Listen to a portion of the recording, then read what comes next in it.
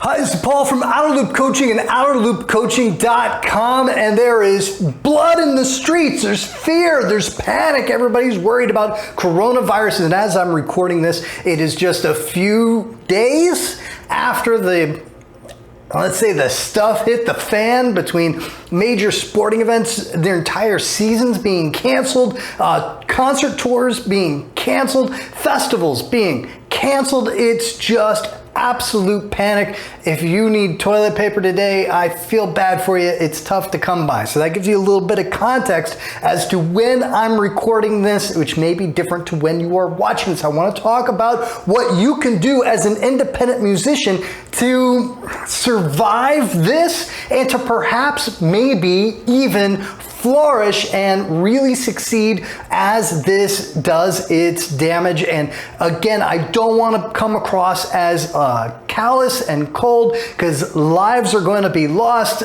people are going to get sick, and I feel awful about that, but I got to leave that for somebody else's video. What I just want to talk about is how I can help you and help your fans get your music. So let's talk about that. Now, first thing that you've noticed in the first few days since the news has hit is that people are, like I say, panicked. They are working from home and they're not going out. So that means that even shows that would not expect to make, get more than 50 people or so, they're getting canceled because they are just, the venues are concerned about safety.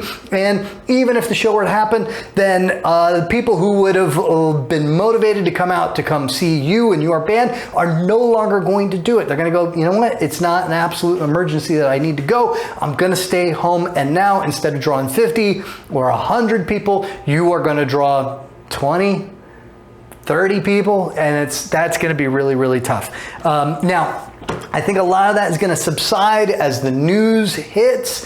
Or the news comes in on different ways to interact safely, and perhaps things are going to evolve where people are wanting to come out more, and they may come out in droves when they do, and you can take advantage of that. But we just don't know if that's going to happen yet. So if you've been planning on live performances, you've wanting to reach out to promoters to try to get things happening, then you probably don't want to do that anymore. And if a promoter is calling you and saying, hey, I just had a show drop out, could you come in and do a gig? Take it with a grain of salt, because what you don't want to do is have that promoter's expectations for your draw to now be what it is that you do during this time. And that can be rough. That can be tough to get out of a promoter's head. So just weigh it up as to, what it is that you're trying to do. Maybe what you want to do is like, hey, I'll do it, and get a guarantee on a better, bigger gig when this hopefully passes and people are able to come out and see gigs again. And you can get a really great spot. Maybe it's hey, just give me first dibs on an opening date on a tour, something like that. So everybody right now is online, and I know for myself, I've seen web traffic drop off. I've seen people that I work with, their web traffic has dropped off rather suddenly in the last few days, despite the fact that the number of people who are online is actually up. And the reason is that most people are going to their news sites, their favorite news sites and social media, in order to learn more about what this illness is and how they can be safe and how they can keep their loved ones safe. But that's going to change as people get more and more information and they get kind of exhausted by the news. They're going to want to, but yet they still are online. They're going to need to stay online.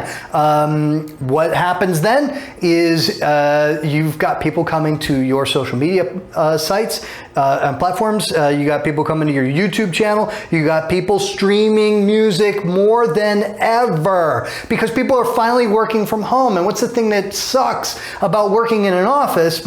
besides working in an office, is that you can't often listen to what you want to listen to. Certainly not through your speakers because you bother everybody around you. But when you're working from home and there's nobody around, Spotify is cranking. Your Apple Music is cranking. Your YouTube Music is cranking, and it's cranking all day long. So make sure that you are doing everything you can to reach out to people who put together playlists, to reach out to fans, to encourage them to make playlists for what they listen to when they're doing the work at home thing, and include you on their playlist. Make playlists of your own of all your favorite work from home music, and make sure that you're on there. Get your stuff out there. Make sure people are listening to you on all those platforms, but especially Spotify, and take the most of it, because the tide for digital music is coming in, and you want to be right there to rise with that tide. Now, obviously, live music is that tide is receding, right? And pretty shockingly. But I would expect that we're going to see the amount of digital music and YouTube watching that happens over this time is just going to go up, up, up, up, up. And you want to be there for it. I love this idea. Be a heartbeat for your fans on these platforms. And what is a heartbeat? A heartbeat is something that keeps you alive, it keeps you energized, and it comes regularly. So be thinking about taking advantage of this time to write new songs and get them out, get them recorded as best and as fast as you can, and get them out regularly. Get people new music. Make videos and get them up on YouTube regularly. If you're used to putting up a video once every 6 months, dude, put up a new video every 6 days, and it doesn't need to be a music video every time. I talk about this all the time. It should be all sorts of stuff. It is your music television channel. It's your MTV, but it's dedicated to you and your band, and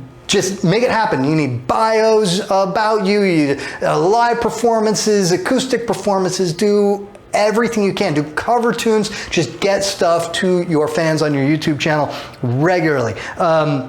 And what you're going to see is that tide is coming into YouTube. That tide is coming into those streaming platforms, and you're going to rise with it, especially when you are a heartbeat for your fans, giving them stuff regularly. Okay.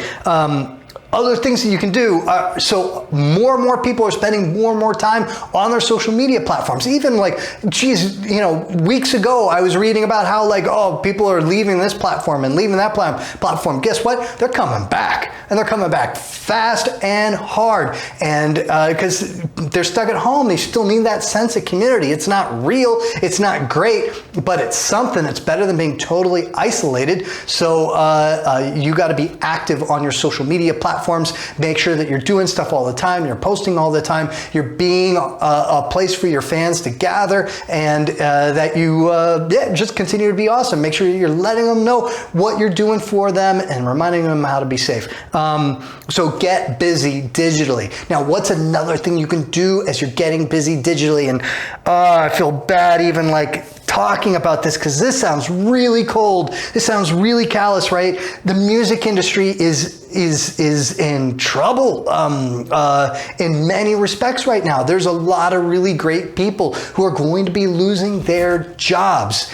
And then there's going to be other people who are going to do really, really well. Anybody related to the streaming platforms, the digital stuff, they're going to do really well. People related to stuff that has live music, they're going to be really struggling, really hurting, and I feel awful for them. So this is a great time to connect and be there for people in the industry and support them online. In doing so on social media, supporting them, keeping them encouraged, let them know that you care, let them know that you've supported them on what they're doing, and you hope for their best, and you want them to continue to be great at what they do. And there's the side effect of it is, and I hate to say it, but the side effect is that for those who stay in the industry, they're going to remember you for being supportive for them, and that's going to be helpful for you in purely selfish terms. And don't do it for that, right? But that's a side effect. And for those who do lose their jobs, they're still music fans. They're still passionate about music. And when they have their next opportunity where they build something of their own, they'll remember you. So, be active in supporting people in the industry. Find out who they are, and yeah, if you can send them DMs and just give them a thumbs up and let them know that you care for them. It's something. It's a small thing. And unfortunately here, I'm bringing it up not because of why you should be doing it, but the side effect of why. And this is your purely selfish, looking for ways to network in the music industry. All right.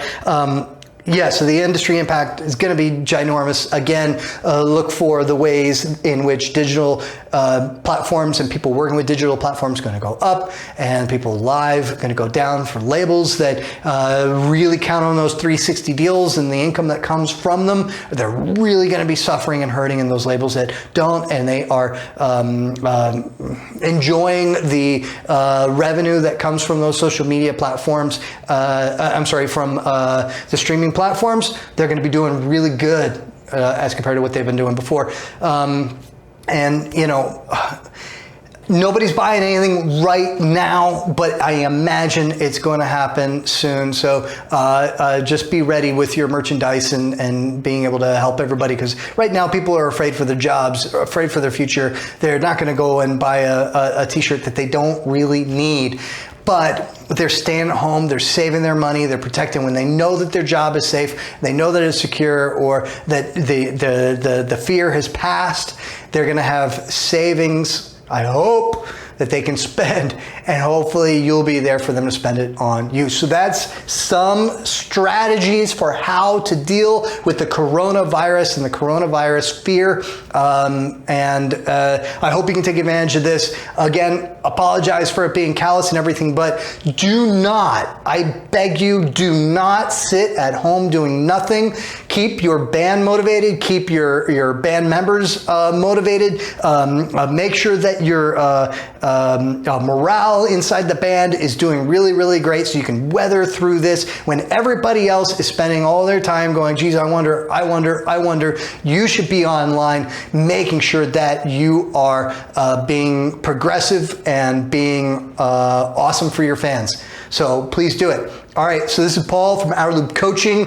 I hope I'm doing a video about the wondrous cure to coronavirus next week and how that's going to help you. But let's all hope for the best, okay? But plan for the worst.